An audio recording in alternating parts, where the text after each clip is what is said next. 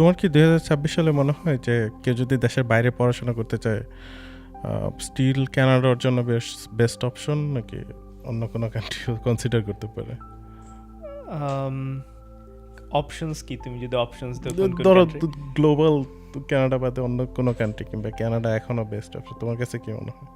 আমার কাছে মনে হয় কানাডা অবশ্যই একটা গুড অপশন অন্যান্য কান্ট্রিজের তুলনায়। তুমি যদি কম্পেয়ার করো আদার্স কান্ট্রিজ, অস্ট্রেলিয়া আছে, অস্ট্রেলিয়া ভালো অপশন, বাট অস্ট্রেলিয়াতেও পিয়ার পাওয়া অনেক ডিফিকাল্ট। কানাডাতে এখন ডিফিকাল্ট হয়েছে, বাট আবার চেঞ্জ করতেও পারে, কিন্তু সবার জন্য তো আর ডিফিকাল্ট না। দেখা গেছে যাদের এক্সপিরিয়েন্স আছে তাদের জন্য ওইরকম ডিফিকাল্ট না। ওকে, সো আমরা যেই পয়েন্টে ছিলাম যেটা আমরা মিস আউট করছি, তো তার মানে একটা মানুষ যখন এখন প্রিপারেশন নিচ্ছে সে কানাডা আসার জন্য, তার আমি যতদূর বুঝি প্রথম স্টেপ তুমি আইএলস দাও, আইএলস একটা স্কোর আসবে, সেই স্কোর নিয়ে ইউনিভার্সিটি অ্যাপ্লাই করতে হবে।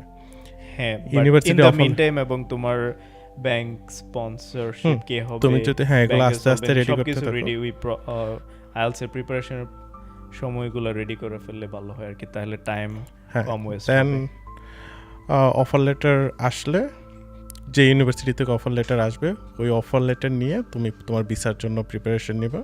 ভিসার জন্য প্রথমে যেটা লাগবে 2 ইয়ার্সের tax certification, bank solvency, properties documents, affidavit, এগুলো যদি থাকে এগুলো সব কিছু দিয়ে দেন হচ্ছে তুমি ভিসার জন্য অ্যাপ্লিকেশন করো। এখন তো মনে হয় প্রভিন্সিয়াল লাগে, যে প্রভিন্সিয়াল একটা সার্টিফিকেট লাগে এখানে আসতে। আমি নট শিওর, আমি শুনছিলাম লাস্ট টাইম, আমি শুনিনি এরকম।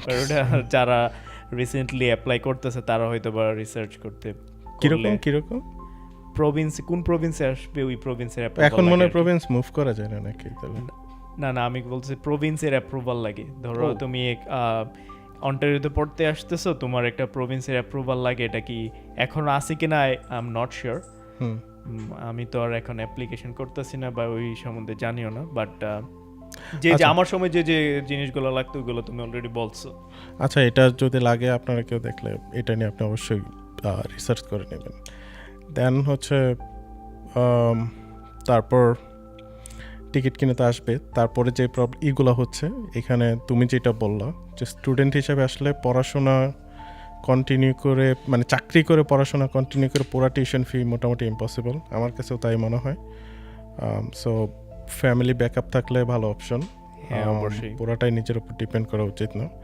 দেন শিহাবের অনেক রিলেটিভস ছিল, যার জন্য মানে আমার যারা ছিল গাইড করার মতো অনেক কাজিনের ফ্রেন্ডরা ছিল, ওনারা আমার বড় ভাইয়ের মতোই গাইড করছে, সো ওইটা অনেক হেল্পফুল ছিল।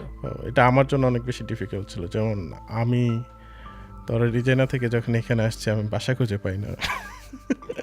দেন আমার একটা ফ্রেন্ড ছিল, আমাকে পাকিস্তানি কয়েকটা আঙ্কেলের সাথে তুলে দিস। পরে তো তোমার সাথে আমার দেখা হয়েছে প্রথমবার। আমার তখন আমার গাড়ি ছিল, তুমি যখন তুমি গাড়ি নিয়ে গেছো, তখন আমি গাড়ি নিয়ে তোমাদেরকে নিয়ে ঘুরছিলাম। তো তারা ইংলিশ পারে না, আমি হিন্দি পারি না,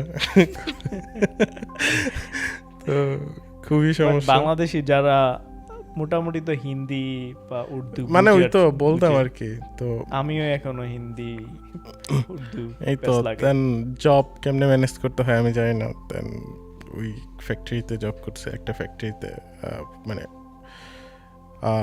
পাস্তা ফুড কোম্পানি ছিল। ওরা কি যেমন কস্কো, লবলো, সাবিজাবে অনেক কোম্পানি, তো ওরা ready to eat food supply করতো। তো ওইখানে কাজ করতাম। তো আমার যেটা হয়েছে, আমি ক্লাসে যাইতাম দিনের বেলা, রাতে এসে ওইখানে কাজ করতাম, আবার সকালে ক্লাসে যেতাম। তো দিন রাত কখন কি হইতো আমি বুঝতাম না, মনে হইতেছে যে চলতেছি কোনো একটা ধান্দার মধ্যে, মানে কোনো কিছু খেয়াল করতে পারতেছি না। তখন সবারই ওইরকম সেমই স্কেডিউল ছিল। আমার মনে আছে যে আমি জব করার পরে আবার ক্যাম্পাসে যেতাম, ক্যাম্পাসে গিয়ে ল্যাপটপ করে রাতে ব্যাক করতাম বাসায়। সো তখন একটা টাফ সময় ছিল। আবার ক্লাস কইরা কাজে গেছি, কাজের থেকে আবার ক্যাম্পাসে গেছি, যে কোনো একটা ল্যাব আছে, ল্যাব কমপ্লিট করতে হবে, ওইখানে ভালো ফ্যাসিলিটিস আছে। তো কমপ্লিট করার পরে আবার বাসায় ব্যাক করছি, ব্যাক করে আবার রান্না করছি, রান্না করে দেন খাওয়া দাওয়া করে ঘুমাইছি, এরকমই।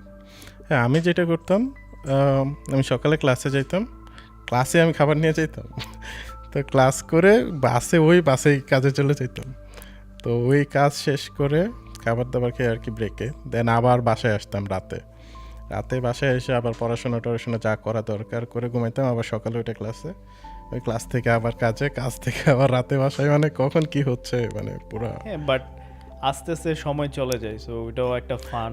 এইটাই। সো অনেক গুড থিং ইজ অপরচুনিটিস হ্যাঁ, থাকে। Good thing is bad time is temporary, সব কিছু টেম্পোরারি। সো তুমি ওই সময়টাতে যদি ভালো মানে ওই স্ট্রাগলটা করতে পারো, পরবর্তীতে ভালো একটা জায়গায় জব করতে পারতেছো, একটা প্রফেশনাল, তুমি যে ব্যাকগ্রাউন্ডে পড়াশোনা করছো ওই ব্যাকগ্রাউন্ড রিলেটেড ভালো জায়গায় অ্যাপ্লিকেশন করতে পারছো, জব পাইতে পারো।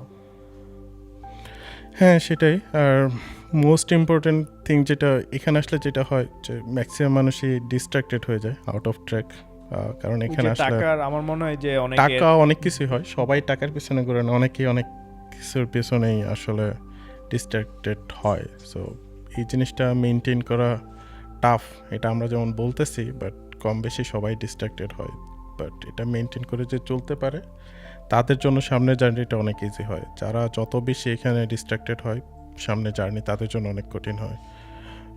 এটা আমার এক্সপিরিয়েন্স থেকে বলতেছি, ইভেন আমার আশেপাশে আমি যাদেরকে দেখছি তাদেরও সেম, যে যত বেশি ট্র্যাকে ছিল তার জন্য ফিউচার জার্নি তত বেশি স্মুথ হয়েছে। আবার মনে হয় একটা সার্কেল অনেক ইম্পর্টেন্ট রোল প্লে করে। তুমি একটা ভালো একটা সার্কেলের সাথে চললে বা উঠলে, বাসায় দেখা গেছে সবাই পড়াশোনা করতেছে, কাজ করতেছে, একটা লাইফ, সুন্দর একটা লাইফ সার্কেলের মধ্যে চলতেছে। তুমি যদি ওই সাইকেলটা ফলো করো তাহলে তোমার ক্ষেত্রেও সেম হবে। আবার তুমি যদি অন্য একটা ডিফারেন্ট গ্রুপ অফ পিপলের সাথে মিট করো যারা হয়তো বা ওইরকম ক্লাসে যাইতেছে না, পড়াশোনা করতেছে না, সেমিস্টার গ্যাপ দিতেছে, বাসার থেকে যে টিউশন ফি আনতেছে, বিভিন্ন খাতে খরচ করে ফেলতেছে, আবার অনেক আছে জব করে না, মানে লেজি লাইফ লিড করে, সো তাদের জন্য মানে দেখা গেছে এটা হয়েছে কি, এটা অনেক গুরুত্বপূর্ণ একটা কথা বলছো তুমি। একটা সময় আমি মনে করতাম কি যে সার্কেল মার্কেল এগুলো ম্যাটার করে না, আমি বিপথে যাব না, আমাকে কেউ জোর করে নিতে পারবে, আমার মানে এত কনফিডেন্স ছিল বলতে দিন শেষে না এটার কম বেশি ইম্প্যাক্ট পড়ে। তো আপনি ধরেন একটা হুজুর মানুষের সাথে